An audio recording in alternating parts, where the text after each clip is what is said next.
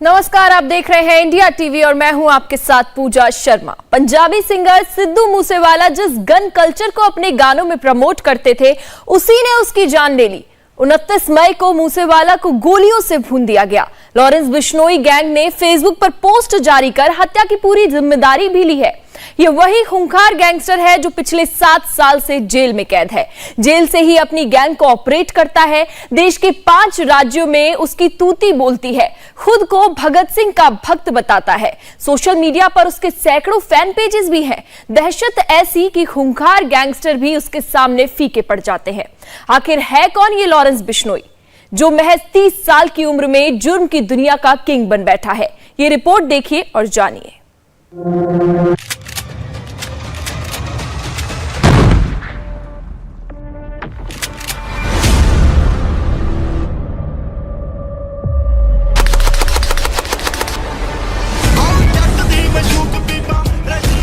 सिद्धू मूसेवाला ने जिस gun culture को अपने गानों में प्रमोट किया, उसी गन कल्चर ने उसकी जान ले ली। मशहूर पंजाबी सिंगर सिद्धू मूसेवाला की हत्या की साजिश 8 महीने पहले ही रच दी गई थी। कुख्यात गैंगस्टर लॉरेंस ने जयपुर जेल से ही मूसेवाला को धमकी दे दी थी। लॉरेंस सिद्धू से अपने दोस्त विक्की मिडू खेड़ा की मौत का बदला लेना चाहता था। वही विक्की जिसकी हत्या का आरोप मूसेवाला के मैनेजर पर लगा था। 29 मई को सिंगर मूसेवाला की हत्या कर दी गई। लॉरेंस बिश्नोई ग्रुप ने मूसेवाला की हत्या की पूरी जिम्मेदारी भी ले ली। मूसेवाला की हत्या के बाद से पूरे देश में इस नाम की चर्चा है। लेकिन आखिर है कौन ये लॉरेंस बिश्नोई और क्या है इसकी हिस्ट्री?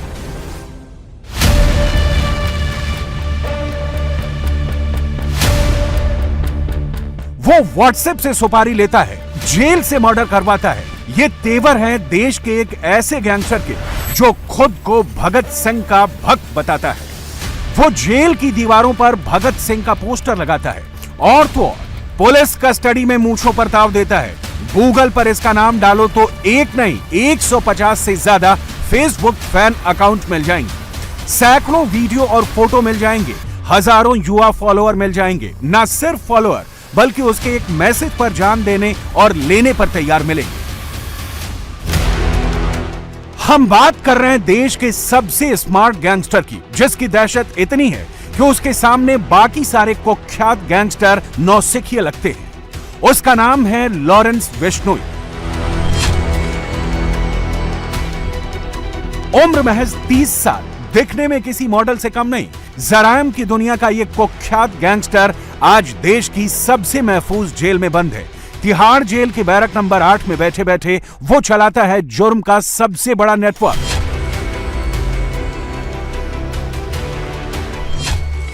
दिल्ली के तिहाड़ जेल से लॉरेंस देश के 5 राज्यों में खूनी खेल खेलता है। दिल्ली, पंजाब, राजस्थान, हरियाणा समेत हिमाचल में उसकी तूती बोलती है। छात्र राजनीति से ही लॉरेंस ने जुर्म की दुनिया में कदम रख दिए थे। लॉरेंस का नेटवर्क थाईलैंड, यूके, कनाडा तक फैला है।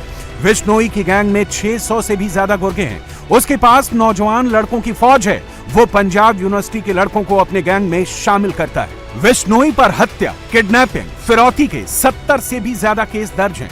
लगभग 30 केसों में वो बरी भी हो चुका है। बिश्नोई की उम्र सिर्फ 30 साल है, लेकिन उसके अपराध का ग्राफ हाफ सेंचुरी पार कर चुका है। तिहाड़ की काल कोठरी में बंद बिश्नोई अपने गुर्गों को फोन से ऑर्डर देता है और उसके एक मैसेज पर काम को अंजाम दे दिया जाता है।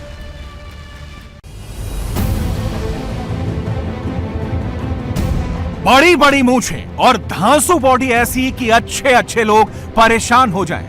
ये किसी हीरो की नहीं बल्कि लॉरेंस बिश्नोई की जिम की तस्वीर है, जिसे आज जो भी देख रहा है एक पल के लिए अपनी आंखों पर भरोसा नहीं कर पा रहा। किसी मॉडल की तरह हर फोटो के लिए पोज देता ये वो गैंगस्टर है जिसके सोशल मीडिया पर हजारों फॉलोअर हैं। लॉरेंस बिश्नोई का फेसबुक पर एक पेज भी है जिसके 50,000 से ज्यादा फॉलोअर्स हैं। छात्र राजनीति के समय से ही वो अपने रॉबिन हुड स्टाइल के चलते युवाओं के बीच पोस्टर बॉय बना। साथ ही क्रांतिकारी शहीद भगत सिंह को अपना आदर्श मानने का दावा भी करता रहा।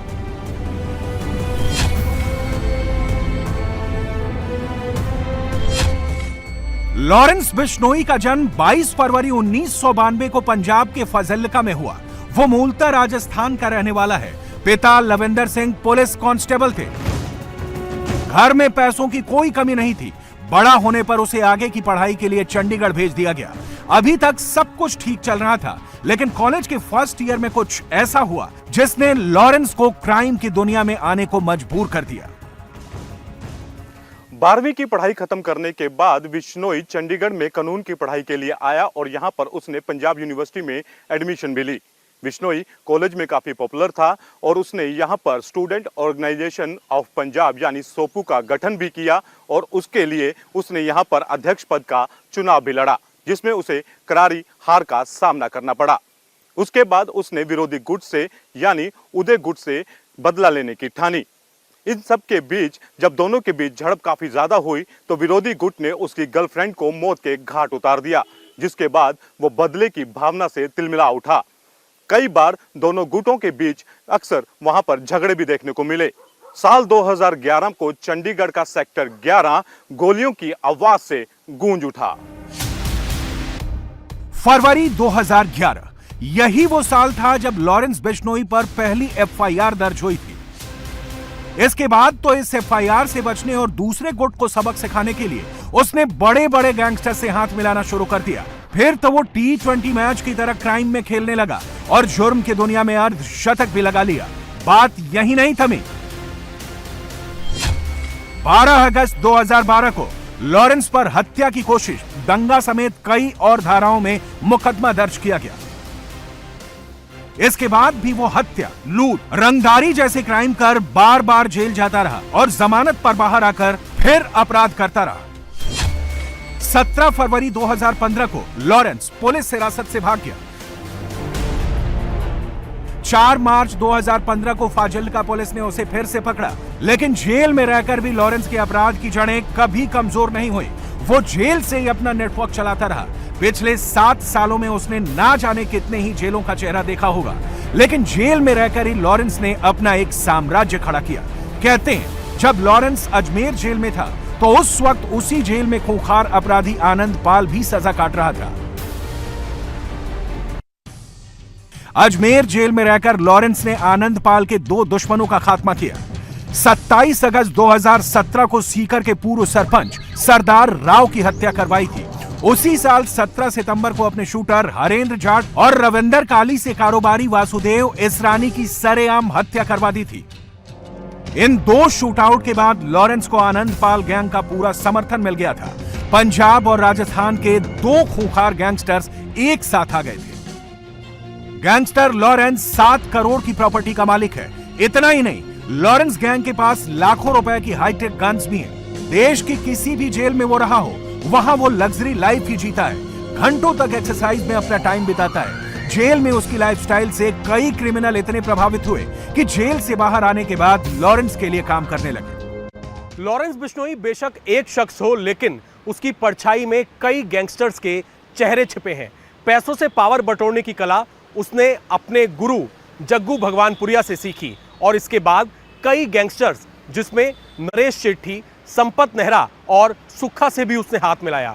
अपने नेटवर्क में उसने काला झटेड़ी से लेकर लेडी डॉन अनुराधा चौधरी के साथ मिलकर काम किया और कहा जाता है कि जग्गू भगवानपुरिया लॉरेंस बिश्नोई का गुरु है और उसने उसे जुराइम की दुनिया के वो पैतरे सिखाए जिस वजह से वो आज इस काली दुनिया का बेताज बादशाह है। और अब तो जग्गू भगवानपुरिया भी तिहाड़ जेल में बंद है।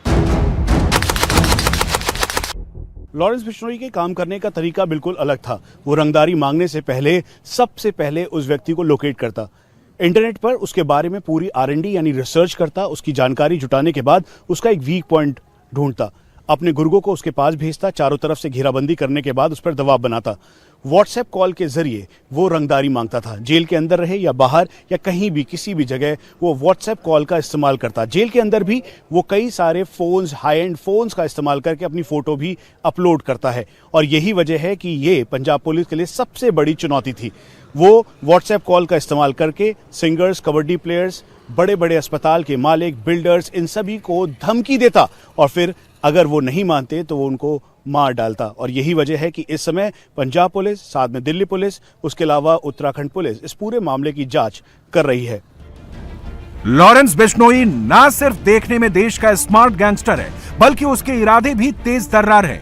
वो जेल से ही फेसबुक पर फोटो अपलोड करता है, जेल में जिम भी करता है तो तस्वीर फेसबुक पर आ जाती है। वो खुद को सोशल मीडिया पर हीरो बताता है। यही वजह है कि उसने पंजाब के नौजवानों के बीच फेमस होने के लिए पंजाब की म्यूजिक इंडस्ट्री में भी अपना दबदबा बनाना शुरू कर दिया। वो बड़े बड़े पंजाबी सिंगर्स और डायरेक्टर से फिरौती वसूलने लगा, उन्हें धमकाने लगा, ये प्रूव करने लगा कि उसके आदेश के बिना परिंदा भी पर नहीं मार सकता। सिंगर सिद्धू मूसेवाला से लॉरेंस की दुश्मनी कोई आज कल की बात नहीं है। पंजाब यूनिवर्सिटी में ही लॉरेंस का एक साथी था, विक्की मिड्डू खेड़ा, जिसने आगे चलकर अकाली दल ज्वाइन कर लिया। अगस्त 2021 में विक्की की हत्या कर दी गई थी। हत्या का आरोप बम्बिहा ग्रुप पर लगा था।